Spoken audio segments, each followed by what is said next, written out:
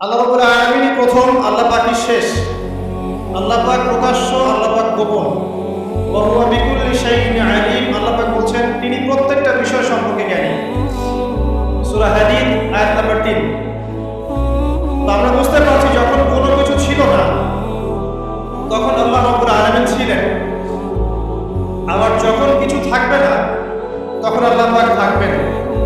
কুল্লু মান আলাইহা ফান ওয়া ইয়াবকা ওয়াজহু রাব্বিকা যুল জালালি ওয়াল ইকরাম। সমস্ত কিছু ফানা হয়ে যাবে, শুধুমাত্র আল্লাহ রাব্বুল আলামিনের সত্তা জাত এটা বাকি থাকবে।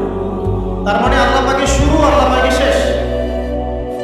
আল্লাহর কোনো শুরু নাই, আল্লাহর কোনো শেষ নাই।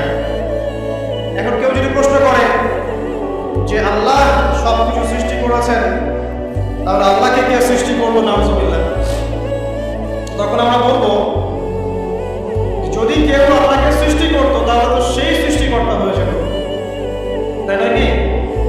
এভাবে এক এক করে যদি আমরা পিছনের দিকে যেতে থাকি তাহলে একটা পর্যায়ে গিয়ে তো আমাদেরকে থামতে হবে। আমরা যেখানে গিয়ে থামছেন সেটাই হচ্ছে আল্লাহ।